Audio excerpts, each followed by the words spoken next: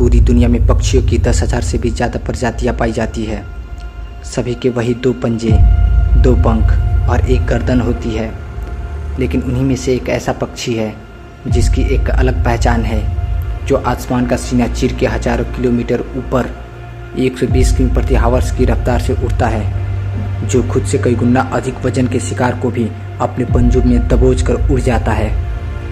इसीलिए उसे पक्षियों का राजा कहा जाता है, जिसे हम बाज के नाम से जानते हैं। एक बाज इतना ऊंचा मुकाम हासिल करता है अपनी ट्रेनिंग और अपनी पुनर्जन्म की वजह से।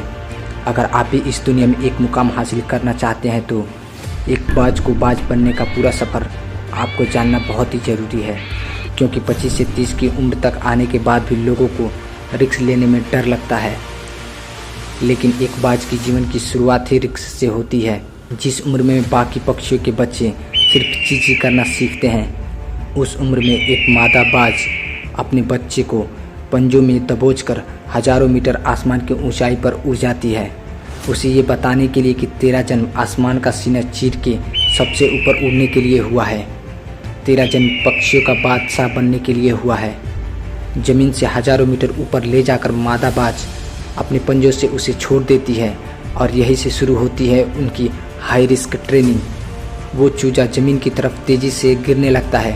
थोड़ा नीचे आता है तो उसके पंख खुलने लगते हैं। नीचे आते आते तो अपने पंख फड़फड़ाने लगता है, लेकिन वो अभी तक उड़ना नहीं सीखा है।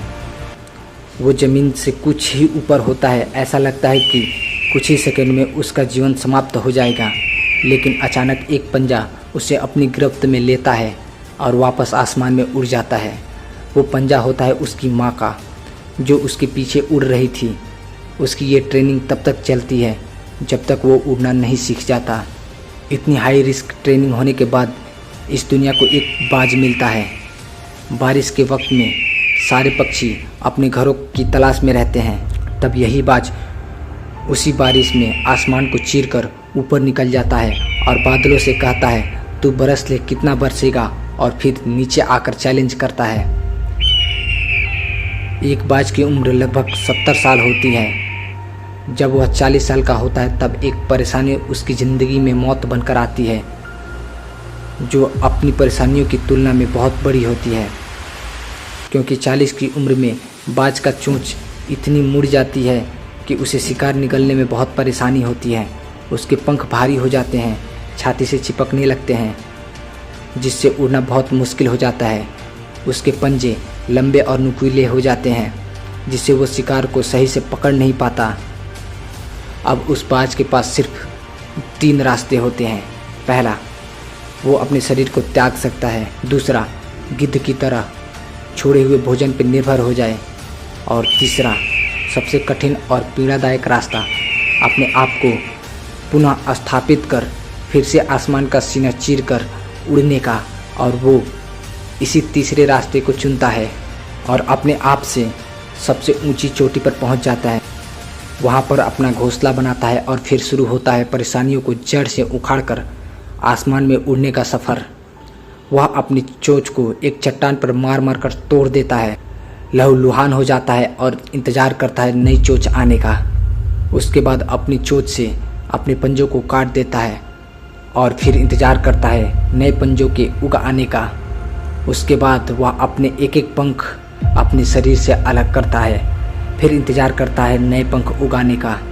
और इस प्रक्रिया में उसे समय लगता है पूरे 5 महीने का। इन 5 महीनों के कड़ी तपस्या के बाद बाज का पुनर्जन्म होता है।